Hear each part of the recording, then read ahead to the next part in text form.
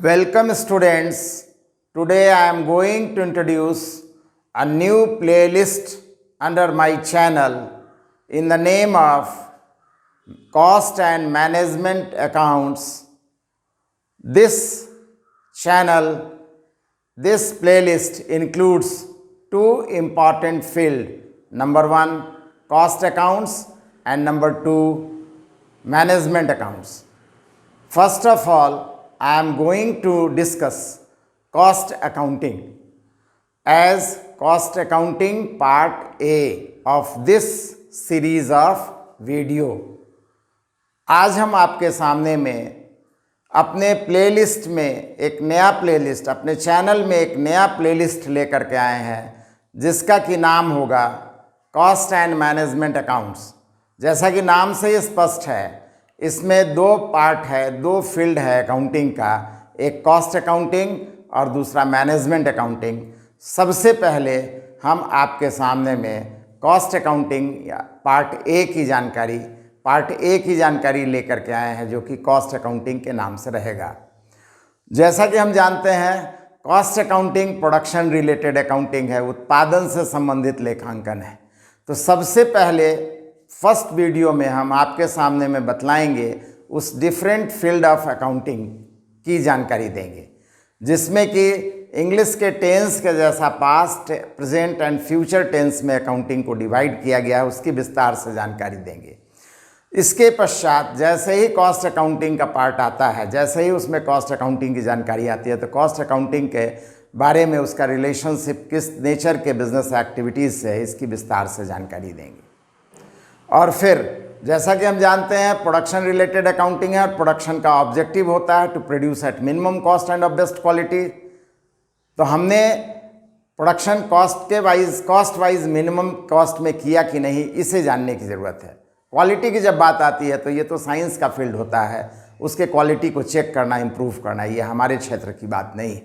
हमारा क्षेत्र है ये जानना कि हमारा जो कॉस्ट ऑफ प्रोडक्शन है वो क्या हुआ है, वो मार्केट और अदर प्रोड्यूसर्स इवन अपने प्रीवियस प्रोडक्शन कॉस्ट के कंपैरिजन में कम हुआ है कि नहीं, या कंट्रोल में है या नहीं, जिससे कि हम डिसीजन ले सकें कि हमें आगे प्रोडक्शन को कंटिन्यू करना है या ब्रेक कर देना है। मार्केट से परचेज करना बेटर डिसीजन होगा या प्रोडक्शन करना बेटर डिसीजन होगा, या अदरवाइज़ अगर हम नहीं जानते रहते हैं तो बैड इन्वेस्टमेंट ऑफ कैपिटल हो जाएगा, और बन जाने के बाद सामान का सही कीमत नहीं मिलेगा तो हम बेच नहीं पाएंगे, और उसके रख रखाव या मेंटेनेंस की भी समस्या हो जाएगी। तो ये सब समय पर डिसीजन होना चाहिए, इसी की जानकारी हम विस्तार से इस सीरीज़ ऑफ वीडियो में बतलाएंगे। साथ ही साथ मीनिंग और कंसेप्ट की जानकारी देने के पश्चात कॉस्ट को कैलकुलेट करने के लिए जो दो महत्वपूर्ण बातें हैं, नंबर वन है एलिमेंट्स ऑफ कॉस्ट अकाउंटिंग या प्रोडक्शन एलिमेंट्स ऑफ प्रोडक्शन, उत्पादन के तत्व की जानकारी हम पहले विस्तार से लेंगे। फिर उत्पादन एकाएक नहीं हो जाता है, डिफरेंट स्टेप्स या प्रोसेस में होता है।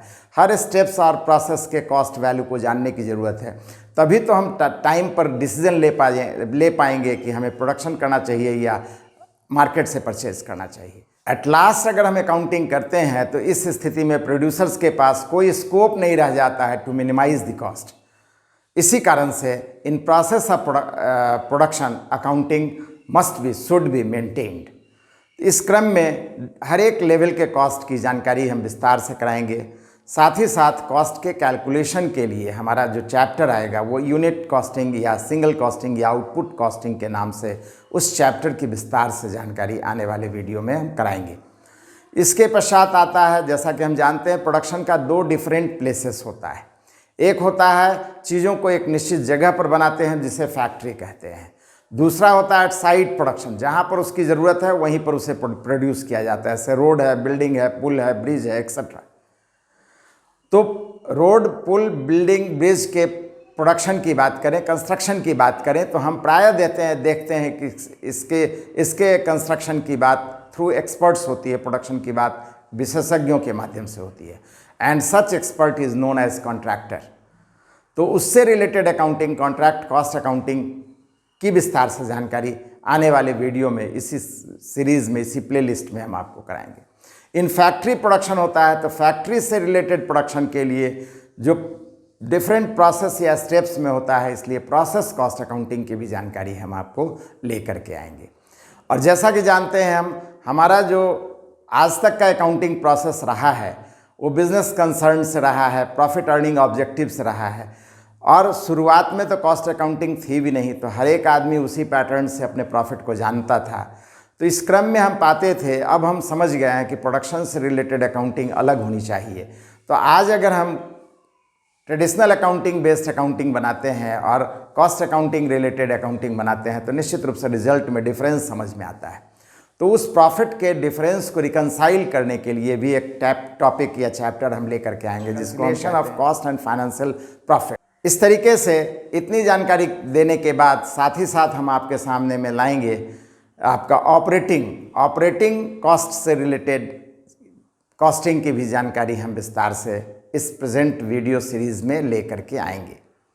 इसके पश्चात एक अलग वीडियो सीरीज़ हमारा निकलेगा, प्लेलिस्ट निकलेगा, जिसमें कि मैनेजमेंट अकाउंटिंग यानी पार्ट बी की जानकारी हम विस्तार से लेकर के आएंगे।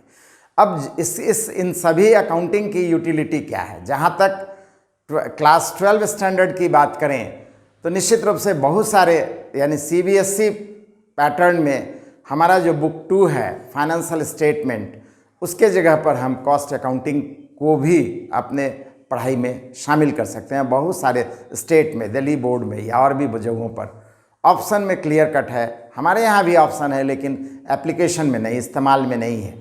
लेकिन क्लास 12 स्टैंडर्ड में भी हमारा कहना है इसकी पढ़ाई कहीं ना कहीं बहुत सारे स्टेट बोर्ड में या CBSE बोर्ड में है। और आगे की पढ़ाई की बात करें तो डिग्री लेवल में निश्चित रूप से कॉस्ट अकाउंटिंग और मैनेजमेंट अकाउंटिंग अलग अलग सब्जेक्ट के रूप में पढ़ाई में आपको डिग्री लेवल में डिफरेंट सेमेस्टर में या ईयर वाइज जहाँ पढ़ाई है डिफरेंट ईयर में आपको इसकी जानकारी पढ़नी होती है। साथ ही साथ हम प्रोफेशनल कोर्सेज़ में चले जाएं, वोकेशनल कोर्सेज़ में चले जाएं तो वहाँ पर भी ये एक अलग इम्पॉर्टेंट फील्ड के रूप में, सब्जेक्ट के रूप में, उपयोगी सब्जेक्ट के रूप में काम आता है। और बहुत सारे एग्जामिनेशन में हम देखते हैं कॉस्ट और मैनेजमेंट एक साथ कंबाइंड सिलेबस में रहता है, बहुत से स्थानों पर अलग अलग रहता है। मतलब हमारे कहने का है कि ये जो हमारा प्लेलिस्ट है, ये जो सीरीज़ ऑफ वीडियो है, वो ना सिर्फ हमारे एकेडमिक में काम आएगा, साथ ही साथ प्रोफेशनल और वोकेशनल कोर्सेज़ के लिए भी बहुत यूज़फुल रहेगा। आवश्यक रूप से इन कारणों से आप सभी से रिक्वेस्ट है, अनुरोध है, बहुत ध्यानपूर्वक हमारे वीडियो को देखते रहिए, रेगुलर देखते रहिए और 1 बाय 1 वीडियो को सीरीज़ में देखिए। एक के बाद अगला वीडियो उससे कंसर्न्ड है, उसी के अगला स्टेप है, फिर आगे उसी का अगला स्टेप है। अगर बीच से देखते हैं, लास्ट में देखते हैं तो कोई विशेष फ़ायदा नहीं मिलेगा। इसलिए एकदम लगातार देखना है, समझना है और रिलेवेंट वीडियो से क्वेश्चंस जो आपके बुक में हैं उसको भी सॉल्व करना है। सॉल्व करने में कहीं कोई प्रॉब्लम आवे तो आप आसानी से आप अपनी बात को कमेंट में रख सकते हैं, हम उसका जवाब देंगे। अदरवाइज़ अगर जवाब देखते हैं कि थोड़ा बड़ा है, क्वेश्चन उस नेचर का है कि जवाब कमेंट सेक्शन में देना उचित नहीं है, तो स्पेशली हम उस प्रॉब्लम को लेकर के अलग से वीडियो भी प्रेजेंट करेंगे। तो हमारी कोशिश है जहाँ तक हो सके घर घर में स्टूडेंट्स को उसकी विस्तार से जानकारी हम दे दें, उसकी समस्याओं का सॉल्यूशन हम प्रेजेंट कर दें, जिससे कि उनके पढ़ाई में कोई अड़चन या बाधा ना आवे, चाहे पेंडेमिक हो चाहे नॉर्मल केसेस हो। अब आज के एज में सभी को पहचान या समझ आ गई है कि यूट्यूब भी या अन्य ऑनलाइन पढ़ाई का भी जरिया है, उसमें जो बेस्ट है उसका वो घर बैठे फ़ायदा ले सकते हैं, फ्री ऑफ कॉस्ट फ़ायदा ले सकते हैं। इन्हीं कारणों से हम आप लोगों को पुनः कह दे रहे हैं कि हमारे वीडियो को आप रेगुलर देखिए। और जैसा कि बतलाया क्लास 12 से BCom and professional and vocational courses, इतना ही नहीं PG, पोस्ट ग्रेजुएशन, MCom में भी हमारे वीडियो की यूटिलिटी बनी रहेगी। इसलिए आप ज़्यादा से ज़्यादा स्टूडेंट्स के बीच में इसे शेयर कीजिए और सब्सक्राइब कीजिए, जिससे कि आपका इंटरेस्ट बना रहे, नया वीडियो आने पर उसकी जानकारी आपको मिले और हमारे तरफ से भी एक प्रोत्साहन या उत्साह बना रहता है, जिससे कि हमें लगेगा कि स्टूडेंट्स हमारे देख रहे हैं, व्यूअर्स बढ़ते जा रहे हैं, सब्सक्राइबर बढ़ते जा रहे हैं, तो और भी उत्साह से आगे का वीडियो बनाने की बात आ जाती है। स्वाभाविक तौर पर यह नेचुरल फेनोमेना है। खैर, तो फिलहाल हमारा जो अकाउंटिंग है, अकाउंटिंग का जो डिफरेंट फील्ड है, इस बात को जानने से पहले बिजनेस एक्टिविटीज़ को जरा देखना चाहिए हमें। बिजनेस एक्टिविटीज़ की जब बात करते हैं तो ओरिजिन ऑफ बिजनेस एक्टिविटीज़ जो होता है वो फ्रॉम प्रोडक्शन एक्टिविटीज़, उत्पादन से, चीज़ों को बनाने से हमारा बिजनेस एक्टिविटी की बिगिनिंग होती है, शुरुआत होता है।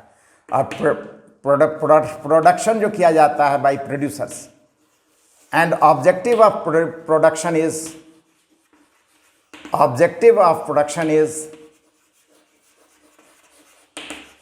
to produce at minimum cost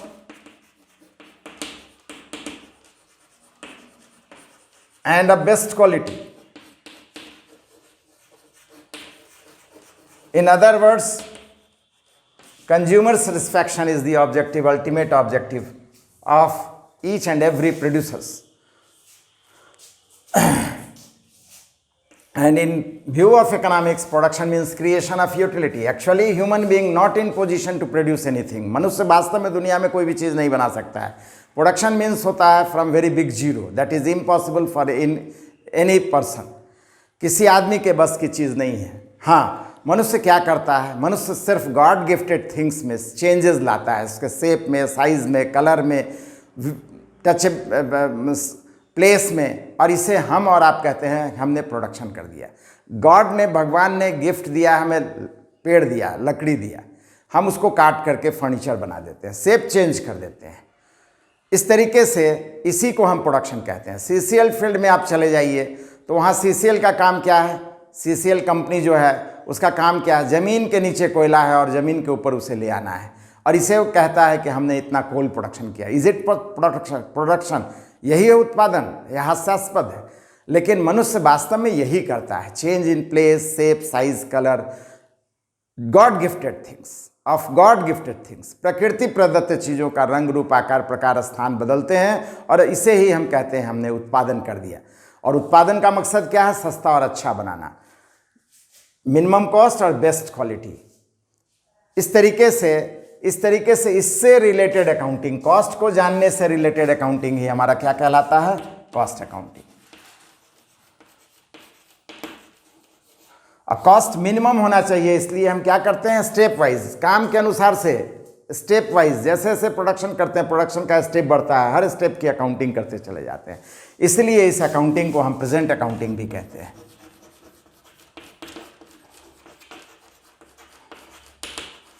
अब प्रोड्यूसर्स के पास से सामान कहाँ पहुँचता है? अल्टीमेटली, अंततः कंज्यूमर्स के पास में। और कंज्यूमर क्या करता है? कंजम्पशन करता है। Consumption by consumer, production by producers.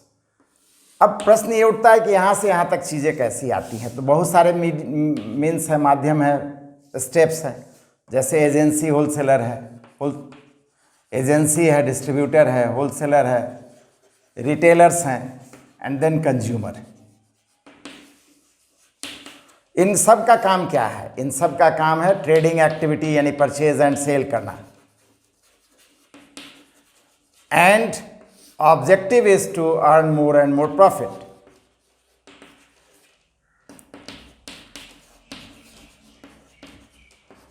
अधिक से अधिक लाभ कमाना।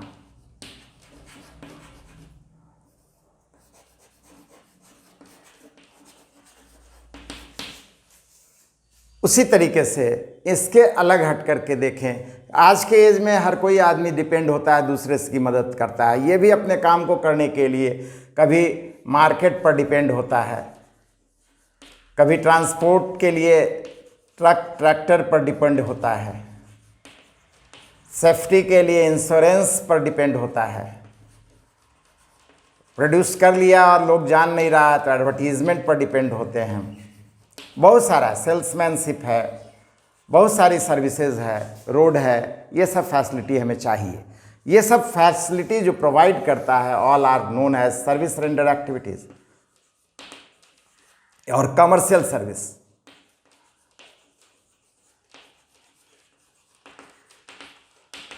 इनका भी मकसद क्या है? अधिक से अधिक लाभ कमाना, to earn more and more profit.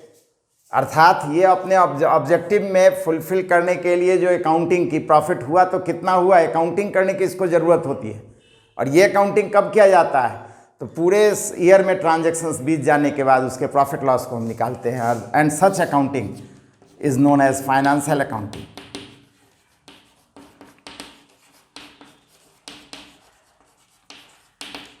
In other words, past transactions based accounting और पास्ट अकाउंटिंग बीते लेन देनों पर आधारित है, लाभ और हानि को जानने के लिए। अब पास्ट और प्रेजेंट तो हो गया, जैसा कि जानते हैं आज के एज को देखें तो हर फील्ड का बिजनेसमैन, हर फील्ड का आदमी, बिजनेस ही नहीं हर फील्ड का आदमी अपने फील्ड में एक्सपर्ट बनना चाहता है, सर्वश्रेष्ठ बनना चाहता है, बेस्ट इन ऑल बनना चाहता है। ये कैसे पॉसिबल है? इस पूरे फील्ड का हम अगर एक्सपर्ट बनना चाहें, किसी भी फील्ड का हम बेस्ट ऑफ ऑल, सभी में सर्वश्रेष्ठ बनना चाहें, तो ये कैसे पॉसिबल? तो इसके लिए दो चीज़ें हैं। एक तो हम रिसोर्सफुल हों,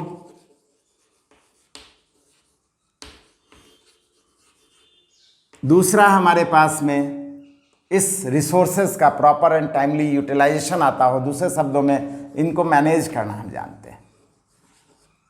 और इससे रिलेटेड अकाउंटिंग मैनेजमेंट अकाउंटिंग कहलाती है। Management for what? For better future. दूसरे शब्दों में हम इसे क्या कहते हैं? Future related accounting.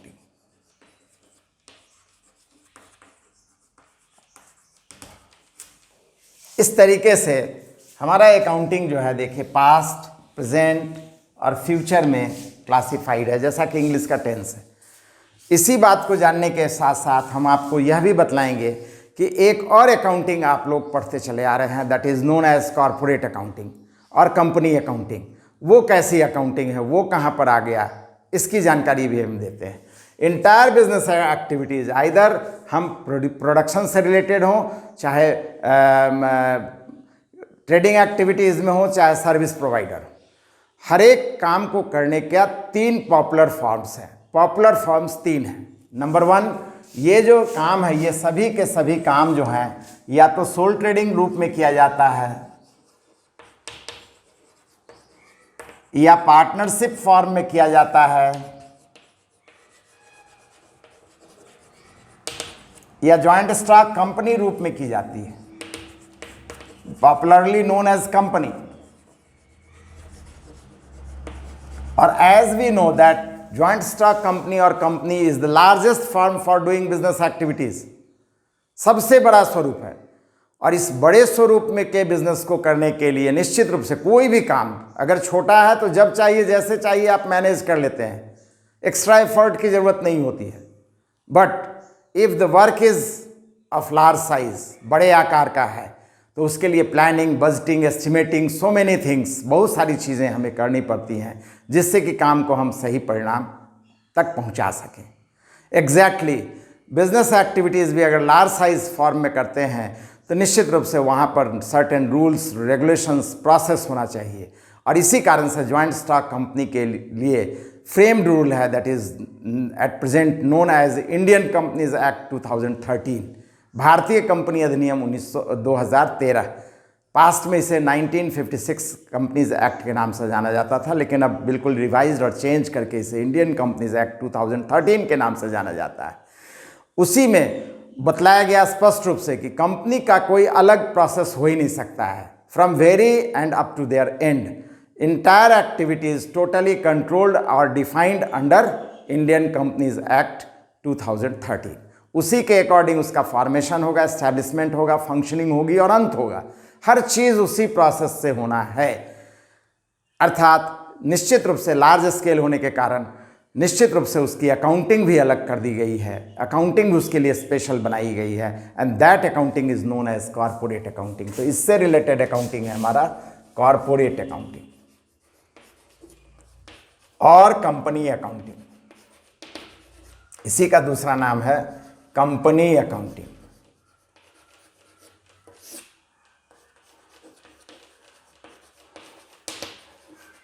तो from class 11 and up to PG, post graduation, MCom, और in any vocational professional courses, accounting में इससे बाहर कुछ नहीं आपको पढ़ना है।